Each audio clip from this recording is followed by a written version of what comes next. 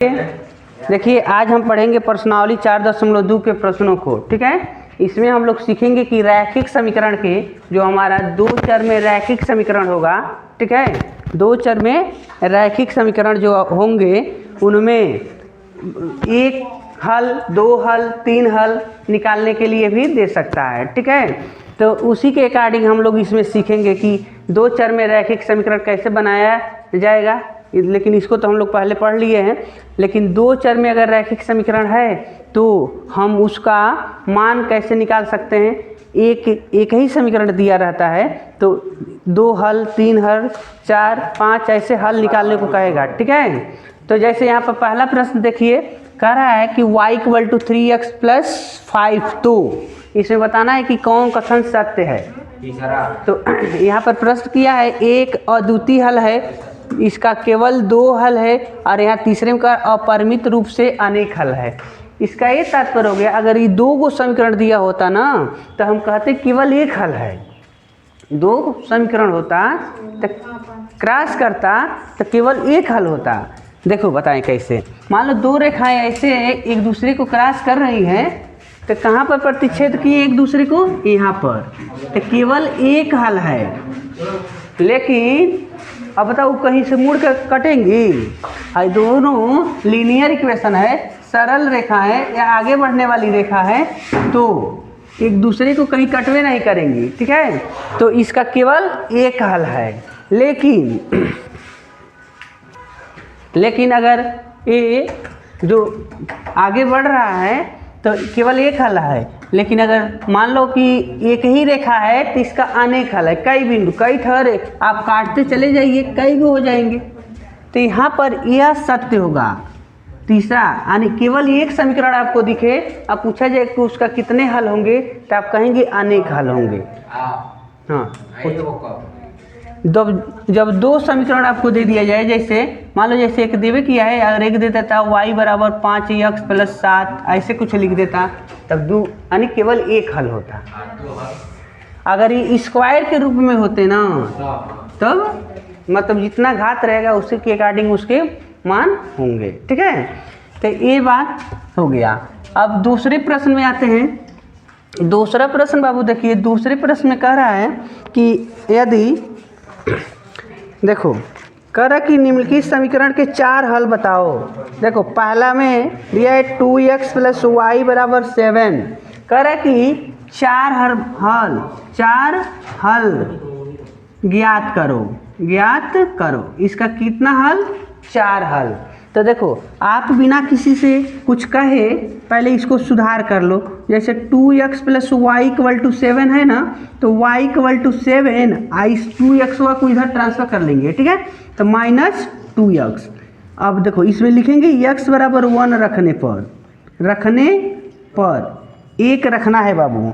तो देखो y बराबर क्या मिलता है, 7 - 2 × 1, तो हो जाएगा 7 - 2 = 2, यानी घटा दोगे तो 5। तो एक हल मिल गया। क्या मिल गया हो, 1 और y के मान 5, एक मान मिला। अब पुनः कहेंगे x = 2 रखने पर, तो 2 रखो बाबू किसमें, इसी वाले में, इसी समीकरण में रखना है। तो देखो, तो x = 2 रखने पर, तो जैसे ही बाबू हम 2 रखेंगे, किसमें रखेंगे, समीकरण 1 में। जैसे y = 7 - 2 × x के स्थान पर हम 2 रखते हैं, तो y = 7 - 2 × 2 = 4।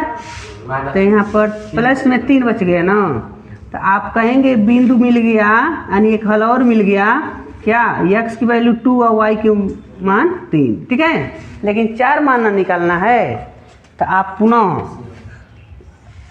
पुनः यहाँ पर x = 3 रखने पर, x के मान 3 रखने पर, जब हम इसमें 3 रखेंगे समीकरण 1 में, तो देखो y = 7 - 2 × 3, तो y = 7 - 2 × 6, तो y के मान मिल गया 1।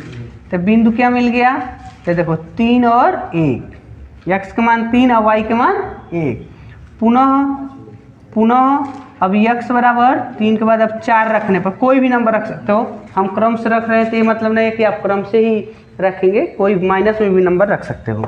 तो देखो y बराबर यहाँ इसी में रखना है 7 माइनस 2 इंटू 4, तो 7 माइनस 2 चौगे 8, जब घटावल जाए तो कितना हो -1 बचेगा। y का मान कितना बच गया -1।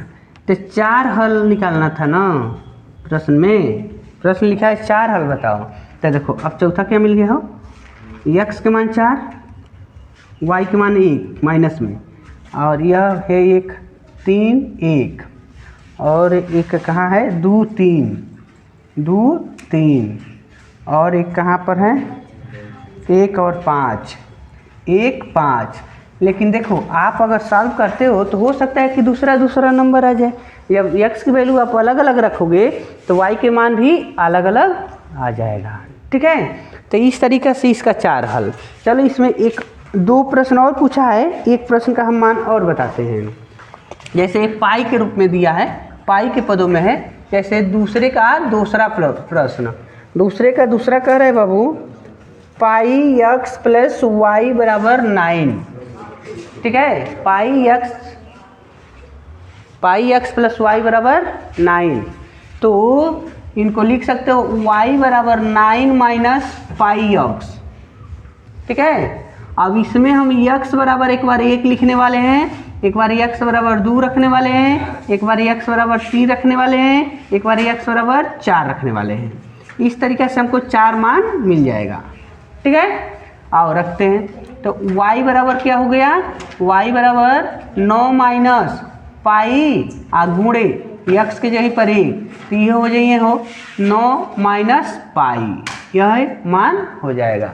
ठीक है, एक पाई एक अन्य पाई एक लिखने की जरूरत नहीं है। तो आप बिंदु लिख सकते हो 1 और 9 माइनस पाई। यहाँ देखो रखने पर ना 2 अब न रखना है, तो y बराबर 9 माइनस इनके जगह पर 2 रखोगे तो हो जाएगा 2 पाई। y का मान सीधे हो गया 9 माइनस 2 पाई। तो आप बिंदु इसका लिख सकते हो 2 कामा 9 माइनस 2 पाई। अब देखो 3 रखना है ना, तो y के मान क्या हो गया 9 माइनस यहाँ पर पाई x है ना, तो यहाँ पर लिखेंगे 3 पाई। तो बिंदु हमको मिल जाएगा 3 और ब्रैकेट में 9 माइनस 3 पाई। इसी तरीक़े से अब 4 रखिए, 4 रखेंगे उसी में, क्योंकि हमको 4 को मान निकालना है। तो y बराबर 9 माइनस 4 पाई, इनके जगह पर हमने 4 रख दिया, पाई तो हटेगा नहीं। तो बिंदु मिल गया बाबू 4 कामा 9 माइनस 4 पाई। तो 4 हल हमको न निकालना था, 4 हल। तो देखो 4 हल क्या है, तो पहला क्या है बाबू 1 ब्रैकेट में 9 माइनस पाई, दूसरा है 2 ब्रैकेट में 9 माइनस 2 पाई, तीसरा है 3 ब्रैकेट में 9 माइनस 3 पाई, और 4 ब्रैकेट में 9 माइनस 4 पाई। इस तरीक़े से इसका 4 हल मिल गया। तीसरा है दूसरे का तीसरा x बराबर 4y, तो x के मान जितना लोगे उसके 4 गुना, y के मान जितना लेंगे उसके 4 गुना x के मान होगा। ठीक है, तो ये आप स्वयं लगा दीजिए। तीसरा प्रश्न देखो बाबू, तीसरा में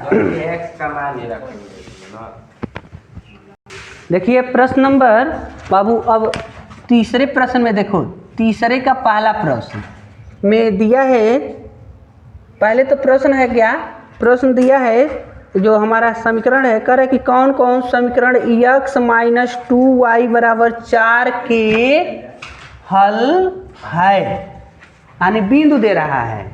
जैसे पहला बिंदु दिया है 0 2, अब कह रहा है कि यह इसका हल है कि नहीं है।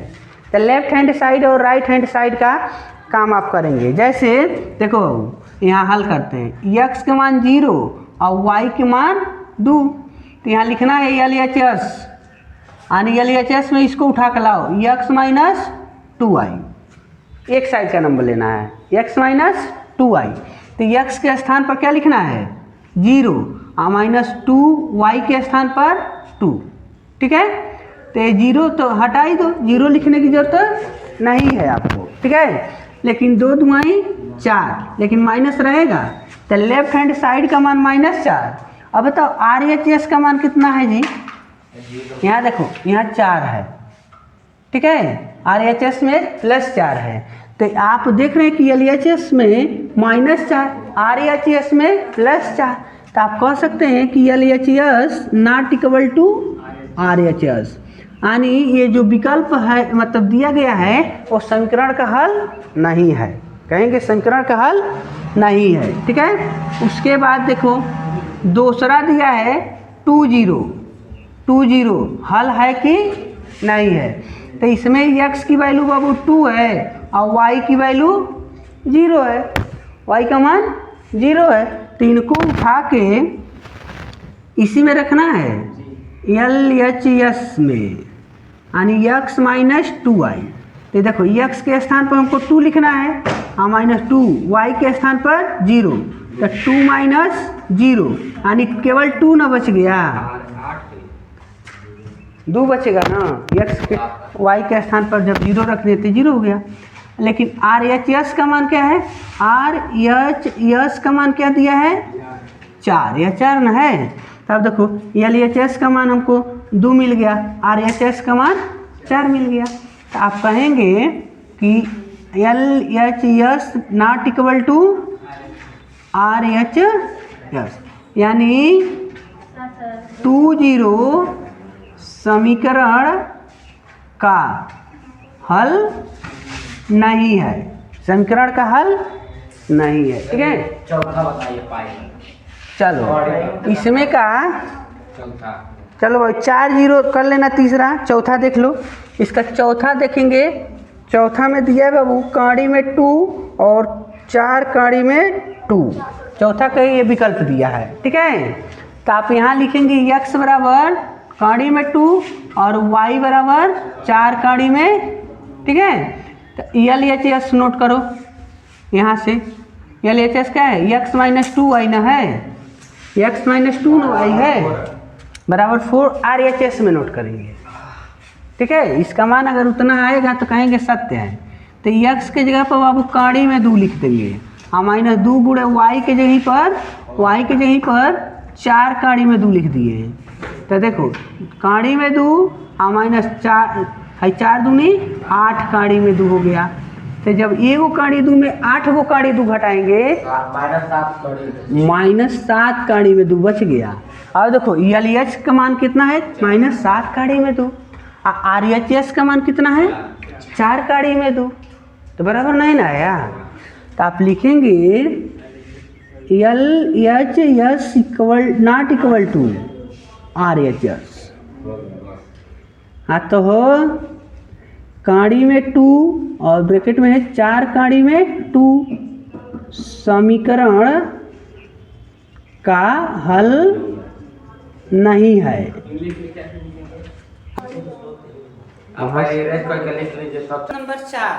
प्रश्न नंबर 4 में कह रहे बाबू कि का मान ज्ञात कीजिए, जहाँ x की मान दिया है 2, y का मान 1 दिया है, समीकरण दिया है 2x + 3y बराबर k का हल है।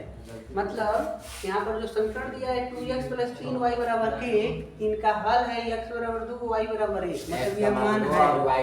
तो k के स्थान पर कौन सी संख्या रही होगी? तो आप क्या करेंगे, एक लाइन का सवाल है, देखो 2x + 3y = k में x y का मान रखने पर, ठीक है।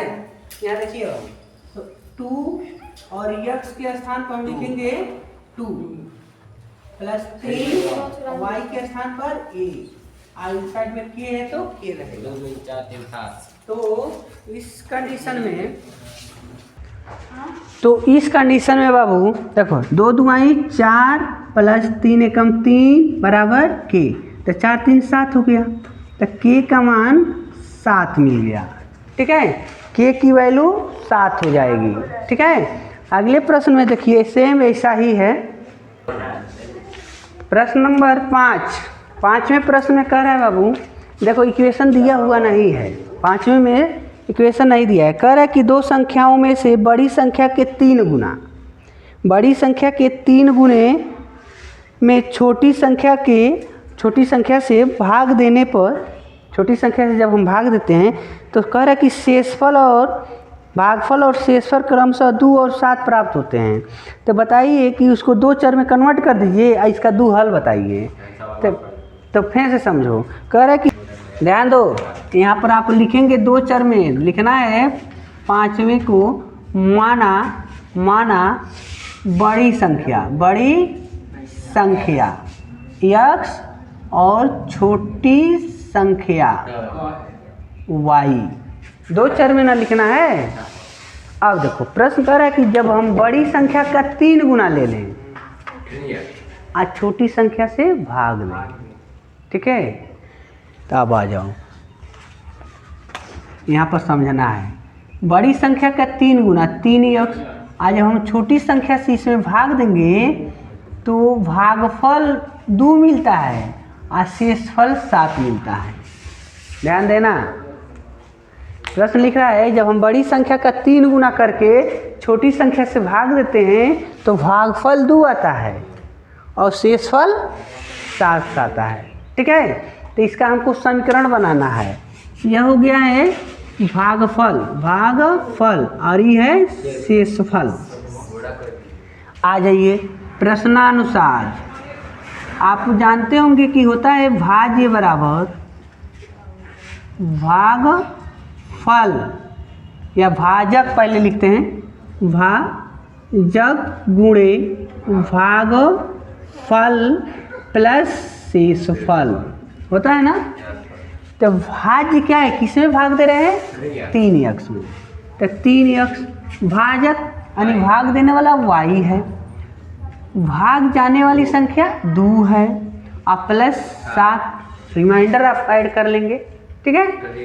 तो यहाँ हो जाएगा 3x बराबर 2y प्लस 7। देखो ये समीकरण बन गया आपका, ठीक है। 2 चर में समीकरण बन गया।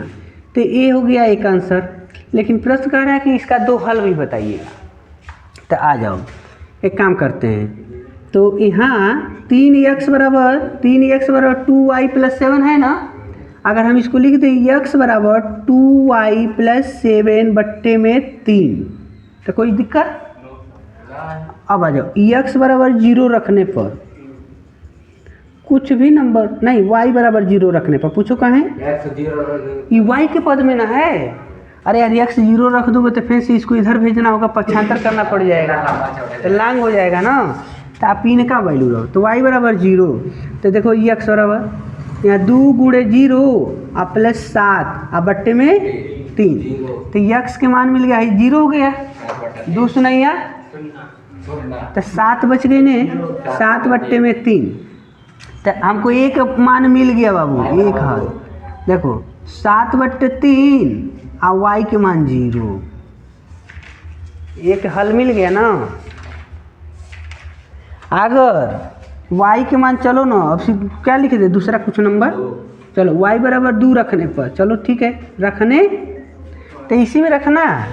तो x बराबर 2 गुणे 2 और प्लस 7 और बट्टे में 3, तो x बराबर देखो 2 2 4 प्लस 7 बट्टे में 3, तो x बराबर 7 4 11 बट्टे में 3।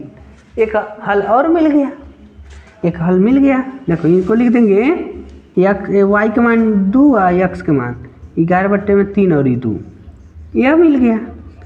तो 2 हल हो गए। ये कोई जरूर नहीं है कि मान लो हमने y की वैल्यू 0 और y की वैल्यू 2 रख दिया, तुम अपने मर्जी से कुछ भी संख्या रख सकते हो।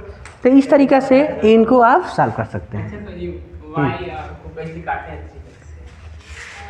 हम काटे नहीं हैं, प्रश्न जैसे कह रहा था, प्रश्न कह रहा था कि बड़ी संख्या के 3 गुने में, 2 संख्याओं की संख्या है, तो बड़ी संख्या के 3 गुना में छोटी संख्या से भाग देने पर भागफल यानी भाग गया है 2 बार और उसका रिमाइंडर जो आया है 7 आया है।